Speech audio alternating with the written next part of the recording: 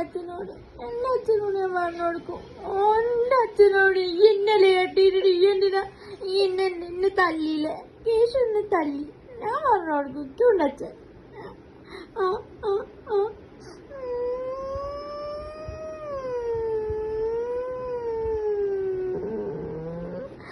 ഞാൻ ഇന്നലെ കേട്ടിട്ട് ഈ എന്തിനാ കരയണു?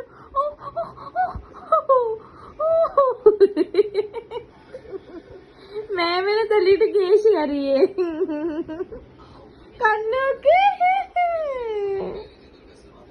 ഇല്ലാട്ടോ, മേമയ്ക്ക് സങ്കടമില്ലാട്ടോ.